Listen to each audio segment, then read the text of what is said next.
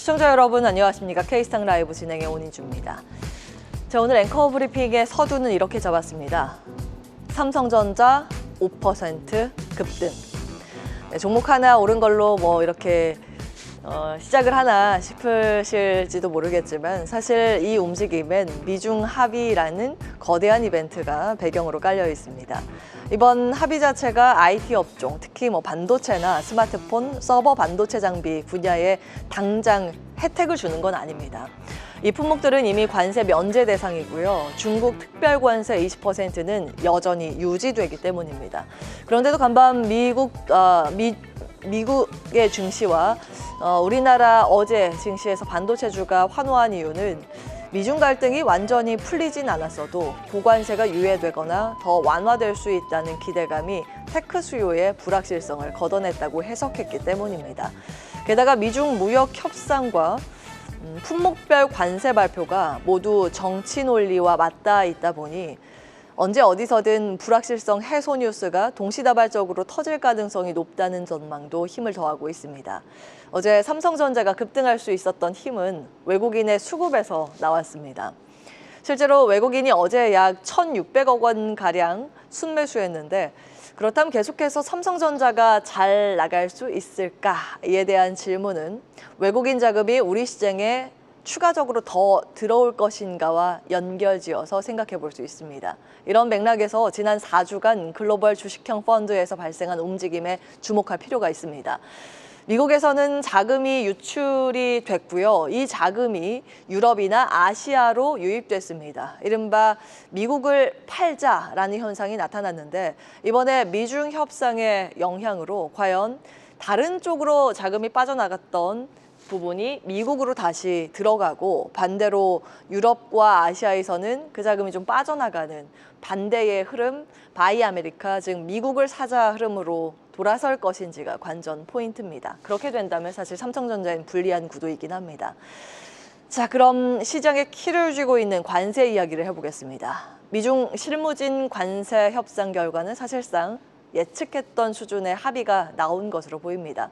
어제도 말씀드렸습니다만 미국과 중국 양측이 이번 협상에 실무형 대표단을 꾸렸다는 점이 이미 눈길을 끌었죠. 중국은 트럼프 대통령이 유독 싫어하는 왕이 외교부장을 빼고 허리펑 부총리를 보냈습니다. 미국 역시 매파로 유명한 피터 나바로를 회담에서 제외시키고 베선트 재무장관을 대표로 내세웠습니다. 그 자체로 정치적 대립보다는 실무적인 결과물을 내겠다는 강력한 의지를 양측 모두 보여준 셈입니다. 자, 두 번째로 미국과 중국 모두 여기에서 한 발 물러서야만 할 중요한 이유가 있었죠.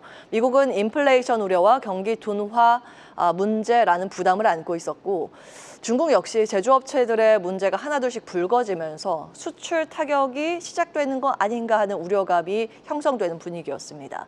실제로 중국에서 미국으로 가는 컨테이너 물동량이 크게 줄었다는 소식도 함께 전해드렸습니다. 중국 입장에서는 물건을 팔지 못하고 미국 입장에서는 그 물건을 사지 못하는 상태가 이어졌다는 뜻입니다.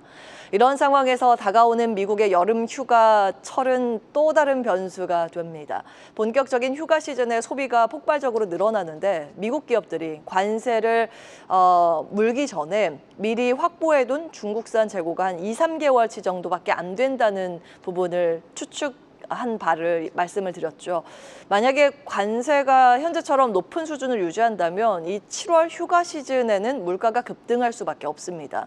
그렇게 되면 트럼프 행정부의 정치적으로 매우 큰 부담이 될 가능성도 체크해드렸습니다. 결과적으로 이번에 90일 유예를 하면서 미국은 여름 시즌에 급등할 물가라는 뇌관을 정확히 피할 시간을 벌게 됐습니다. 자, 그럼 미중 협상 결과물 수치로 살펴보셔야겠죠. 미국은 중국에 대한 관세를 145%에서 30%로, 중국은 미국에 대한 관세를 125%에서 10%로 내리기로 했습니다. 양측 모두 같은 보폭으로 뒤로 물러서기를 하면서 4월 초에 상호 관세 발표 이전 수준으로 되감기를 했습니다. 한편 캐나다, 멕시코도 껴있는 펜타밀 문제가 좀 그대로 남아있다는 점은 살짝 찝찝하긴 한데요. 어쨌든 이런 유예 합의 자체는 환영할 만한 소식이죠.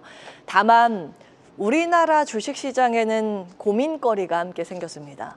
지수보다 많이 오른 아웃퍼폼 섹터와 그보다 좀 적게 오른 언더퍼폼 섹터를 나눠서 정리해봤는데요. 가운데 초록색이 코스피입니다. 그를 기점으로 덜 오른 쪽이 이 빨간 라인이고 더 많이 오른 쪽이 관세 방어주 파란 라인입니다. 관세 무풍지대로 인식됐던 조선과 방산 등은 4월 9일 폭락 이후부터 최근까지 가파르게 상승해 왔습니다. 반면에 반도체, 자동차 같은 관세 피해주들은 상대적으로 이렇게 소외됐죠. 그런데 어제 관세 피해주들에게 훈풍이 불고 무풍주들에게는 역풍이 불기 시작하면서 투자자들 사이에서 이번에 주도주가 교체되는 건가 하는 궁금증이 커지고 있습니다. 일시적으로 주도주 전환 가능성은 있다라고 이야기가 나옵니다. 하지만 그 지속력에 대해서는 시장 참여자들 간의 의견이 엇갈리고 있습니다.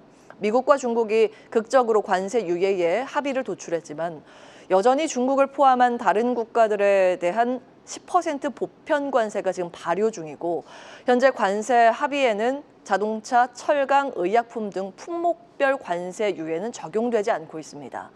그리고 2018년 무역전쟁 당시에도 양국이 휴전과 갈등 재발을 거듭한 선례가 있다는 사실을 떠올리면 조기 관세 전쟁 종결이나 증시 정고점 속도 탈환에 대한 섣불리 베팅하기가 어려운 그런 국면이 펼쳐지고 있습니다. 트럼프 일기 시절을 떠올려 보시면 타임라인을 그대로 좀 작성을 해봤는데요. 보시면 합의를 했다가 취소를 했다가 이렇게 관세를 올리기도 하고 시간이 한참 지나서 재합의하는 그런 과정이 아주 오랫동안 장기간에 걸쳐서 진행이 됐습니다. 현재까지의 타임라인 여기까지 좀 기입을 했는데 지금까지 보면 휴전 기간을 90일로 잡았다는 것도 똑같고 지금 양 측면에서 무역대표부라든지 이 관련 인사들의 하는 말들을 보면 과거 일기 때와 아주 똑같은 말들이 반복되고 있다는 점도 무시할 수 없을 것 같습니다. 자, 만약 이번에도 트럼프 일기 때와 비슷하게 흘러갈 경우 올해 1분기와 4분기가 고비가 될 수 있다는 하나증권의 레포트도 어제 확인을 해드렸는데요. 이번에 잡은 휴전 기간인 90일이 끝나는 시점이 정확히 3분기 중반, 말 이 정도이기 때문에 이 시나리오와 일치합니다. 한 가지 변수는 코로나 팬데믹 이후에 시장이 위와 아래의 변동폭이 과거보다 극심해졌고 자금의 이동이 과거보다 훨씬 빨라졌다는 점입니다. 계속해서 다양한 경제 이슈를 알고 싶다면 구독과 좋아요, 알림 설정 부탁드립니다. AI 캐스터 권미정이었습니다.